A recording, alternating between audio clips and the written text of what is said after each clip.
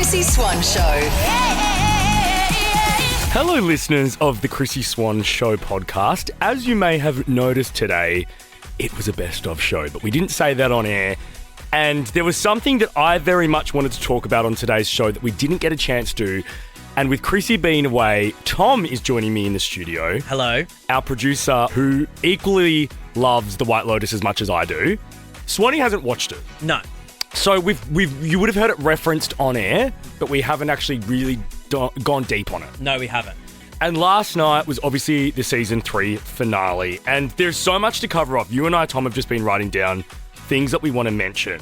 And I just want to start with a headline from Stuart Heritage at The Guardian, whose review starts off by saying, "The White Lotus Season 3 finale review, the show's least satisfying ending ever." Like, what a incorrect point of view. I agree. I'm sorry. But it does feel like the general consensus of last night's finale is that. Okay, I get that, but what I've been trying to tell people, I feel like across this whole season, people are like, nothing's happening. I'm like, don't you understand the premise of the show? Agreed. The show, it's meant to be a slow burn, and then it's meant to, in the season finale, go absolutely like bonkers. I agree with that, and I fully concur. And the other thing that I'd like to sort of... I was arguing with a friend on Instagram last night, Catherine, about this, and she said the whole season was boring and all 7 episodes were just for that. And I'm like, what you need to understand is when you're watching The White Lotus, and I think Mike White has done this when producing and writing the show, is you need to watch it through the lens of like a Big Brother, like a social experiment. Yes. Or a reality show. Well, because he's a huge fan of Survivor. I don't know if you're... Yes. Like, he's obsessed with Survivor. He was on Survivor. What reality show was he on? Yeah. He was on Survivor. So it's kind of like he's like playing out like a dramatic version of... Exactly. all of those reality TV tropes in a dramatic setting. Exactly right. So I think people need to shift their mind. Like, you're not watching Adolescents or Criminal Minds. No. And I saw a TikTok that really summed this up for me this morning. Quote, "Someone said The White Lotus is for the people watchers and nosy people, and I've never related to anything more. I don't need a crazy plot. Watching this show feels like eavesdropping on random people's conversations, and that's what makes it so entertaining." My friend Maddie and I literally said this morning, we were recently in Noosa, sitting by the pool in Noosa. And Mad and I were sitting by the pool, and we literally felt like we were on The White Lotus because we were just people watching. And that's what I feel like Mike White has tried to capture. So don't shade it by saying nothing happened. It's like, no, find some nuance. Yeah, that's the point. That's the point. And also, we have to find the little bits in it to carry us over to the next episode. Like, for example, spoiler alert, the blender. Like, the blender was brought in episode 1. And I saw so many things online about people like, the blender has something to do with the ending. There's something to do with it, something to do with it. Lo and behold, the blender season finale, it's like a huge plot point. And in sort of next to that was the fruit. Was it Ep 1 that she said that fruit's poisonous? Exactly, yes. And then full circle comes to the end. And also, I don't know, like, if you felt this way watching that finale, we were thought that Timothy was going to die from the blender, and then it switched to Lachlan, and then all of a sudden it wasn't him. Yeah. It had nothing. It was like, that's the point of it. That was the point. Anyway. And also, whilst we're on the blender, actually, this is really dark and grim. I'm kind of flat. Is it Lachlan, the son's name? Yes. I'm kind of flat. He came back to life. Oh my God, same. I'm like, no, die. Leave him dead. Because also, it would have been poetic that he wanted to kill the 4 family members that said they couldn't be rich. Yes. And then all of a sudden, the opposite one dies. Like, I thought that would have been like really a tragedy. I agree. And very dark of Mike White, which is why we love him. Don't let him live. Speaking of tragedies, though, that's what I wanted to say. I saw so much online about how people were disappointed that this finale wasn't like a funny death. Like, it was actually sad. Yeah. Like, because the previous 2 seasons, like, when she fell off the boat, I laughed. I thought it was hilarious. Yeah, no, that was unbelievable. When she hit her head, I was like, this is so funny. Yeah. And then, like, season 1, him shitting in the suitcase, it was like, this is hilarious. Oh, he's dead, but sad, but ha ha ha. Whereas this season was like, there wasn't really anything fun. It was sad. See, it was actually sad. I'm so twisted and dark that I did laugh when she looks up and she goes, "He is your father." I was like, "Oops, you killed your dad." I thought you were going to laugh.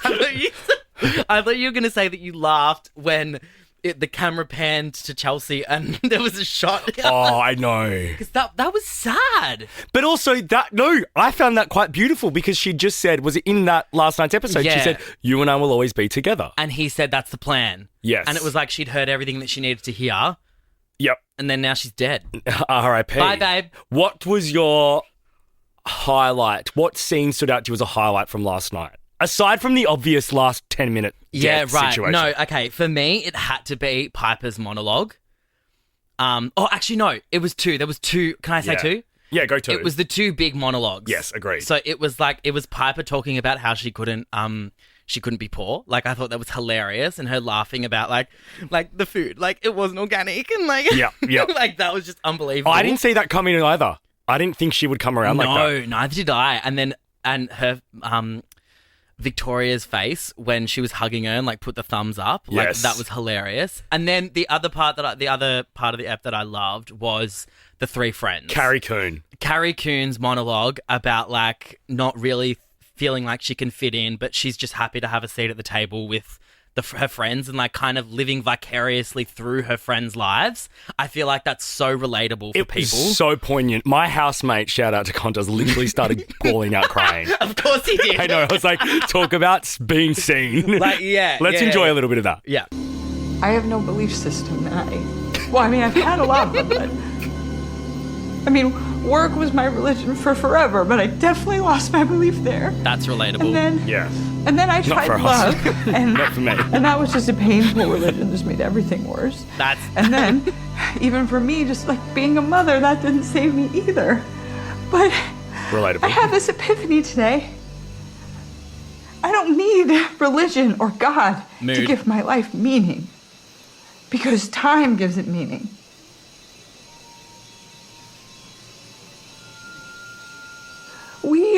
We started this life together. We're going through it apart, but we're still together. And I look at you guys, and it feels meaningful. And I can't explain it, but even when we're just sitting around the pool talking about whatever and name shit, it still feels very fucking deep. That I love. Yeah. The way that they look at her is so funny. I'm glad you have a beautiful face. Thank you. Look at her, she's like, I know. And I'm glad that you have a beautiful life. And I'm just happy to be at the table.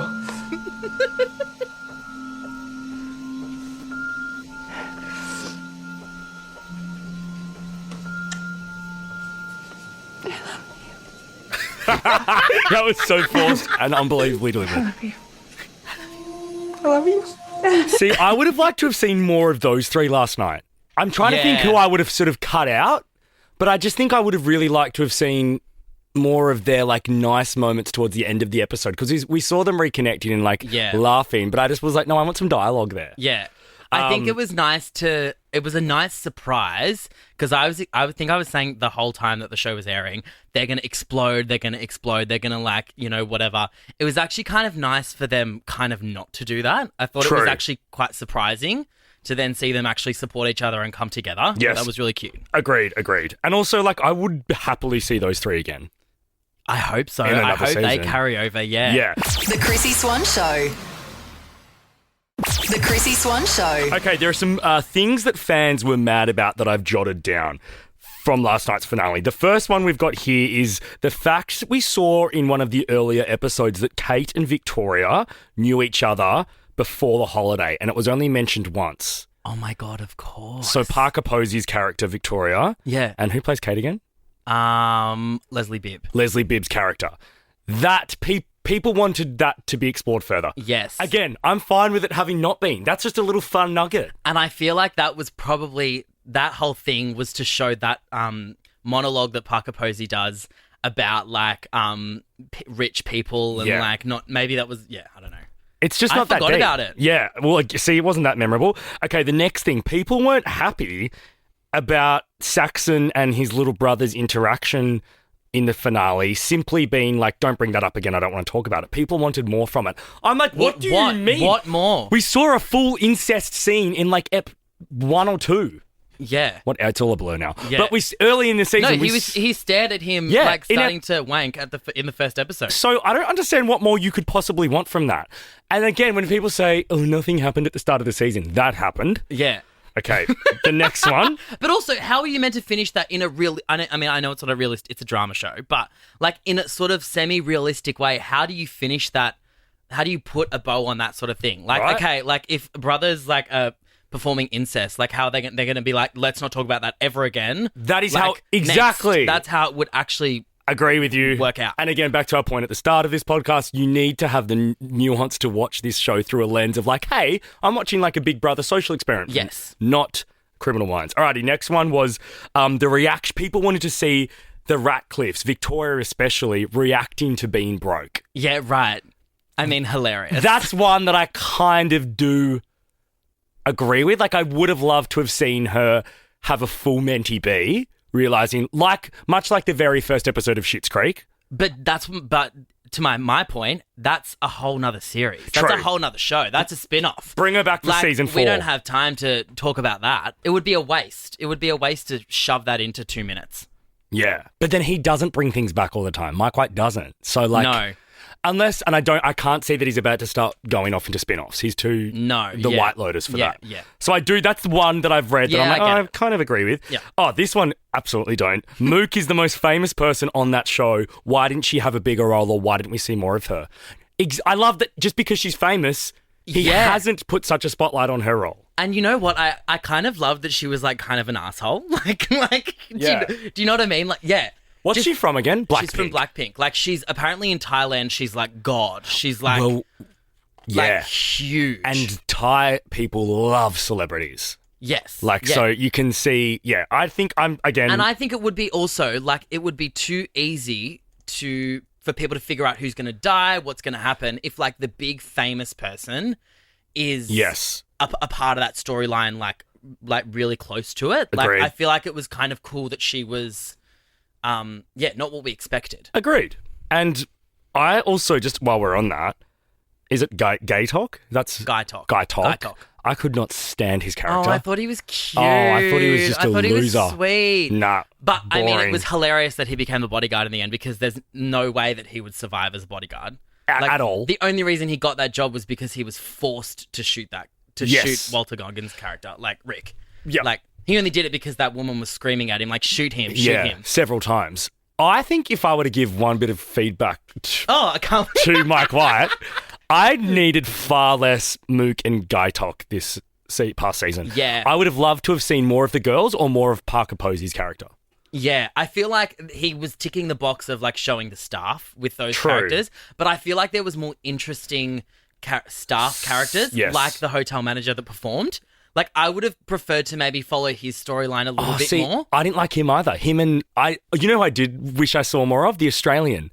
That, oh my God, yeah, she's Kiwi. Oh, she's Kiwi, sorry. Yeah. That walks around with the phone sack. She was hilarious. She was brilliant. That sort of puts me into the next point that people weren't happy about. The fact that Gay Talk, am I saying his name right? Guy Talk. Guy Talk, well. Gay. That Guy Talk figured out who'd robbed the hotel and that we didn't get to see any more of that. But again, no, I don't need to see any more of that. But also, I feel like, I mean, we love this show. Like, but it ticked the box at the end of episode 7 when he was at the fight. Yes. And it all came together that it was like, oh my God, he's figured out who it is. Yep. He's like, that was the oh my God moment. And then we didn't need that again in episode 8 because there was more to come. And back to what you said earlier, in real life, that's what would have happened. A hotel employee would have shut their mouth and not jeopardized their job or other people's jobs. So they're not going to say anything. Again, people have some... People just don't get it. They just don't get it. You just don't get it. Okay, that's all of the points I wanted to go through of people being angry. The next thing I wanted to ask about was how you rate this season compared to the other 3. Okay. I feel like this is going to get a lot of, like... I mean, I don't know whether we'll be aligned or not. I think in third place, the first season. Season 1, yep, same. Yeah. As much as I love it, it's like so... I haven't watched it actually in a while. I probably should go back and watch it. I agree. But I just feel like in terms of being iconic, I just feel like it was the first season. The first season never is like the best. And it wasn't as weird or like And there was way more characters. So I There were feel way like more, yeah. there was so many more characters. Sydney Sweeney and Connie Britton were iconic though, but I agree. Yes, Okay, yes. and at number 3 we agree with that. Okay, Mine number- is yeah. season 1. Okay, in second place, Yep. I put season 2. Oh, I put season 3. No, yeah. I think season 2 was iconic, but I think this season I loved it more because, again, third time back, we know the vibe, we know what we're getting in for, we know that it's going to be a slow burn, and I loved that there was only 4 major characters, 4 major groups of characters. Do you think there were that much more in season 2? Because I do feel Yes. like in season 2 I fell a bit more in love with your Theo Jameses, Aubrey Plaza. Yeah. That whole friendship group I got so much out of. But that was 4 characters as opposed to the friends in this was 3. I know it's only 1 difference, but I just feel like there was way more happening in that I know what you mean. second season, and I just felt like maybe the third was a little bit more easy to follow in terms of what was happening, and I feel like there were less loose ends in this season as opposed to the second. Okay. Wow, I feel like people would disagree with you on that. The other reason I think season 2 trumps season 3 for me is I love Thailand, but the location of Taormina, it was unbelievable. The hotel was unmatched. Even just the entrance. You'd have that foyer that they did a lot of scenes in. Yep. The pool was stunning, and I think I just love Jennifer Coolidge on that boat. I just don't know how I could. When she flipped off that boat, I pissed myself. And Leo Woodall and the uncle. Oh my god, and then it was so iconic. Him dumping the girl on the road. the side of the street. Yeah, and then going ham with his uncle on all fours.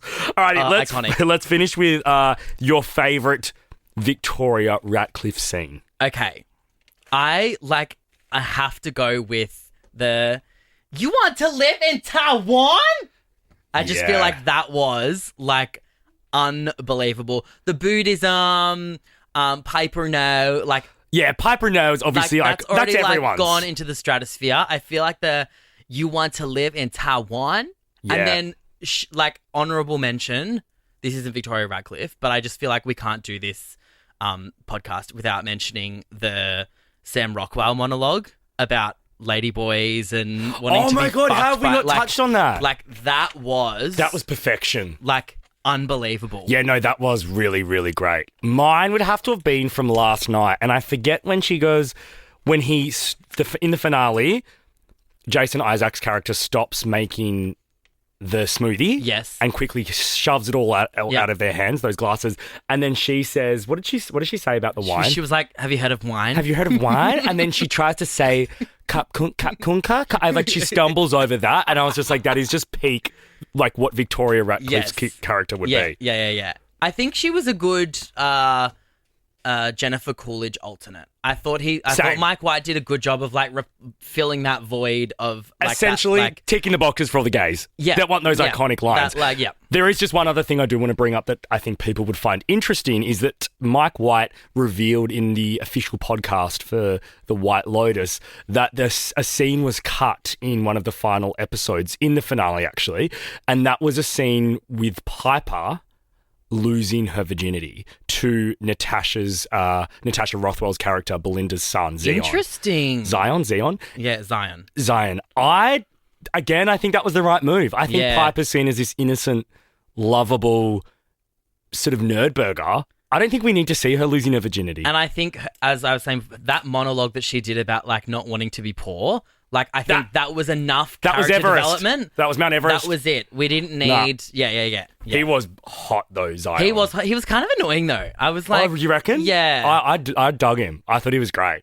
Alrighty, that's us done. I am sure people have thoughts. Slide into our DMs at The Chrissie Swan Show if you'd like to give your thoughts. Follow Tom on Instagram and give him your thoughts at Tomalicious. Or slide into me at Jack Charles. We thank you for listening to this podcast, and a normal show podcast will be back tomorrow. Now check this out. The Chrissie Swan Show is a Nova podcast. For more great comedy shows like this, head to novapodcast.com.au.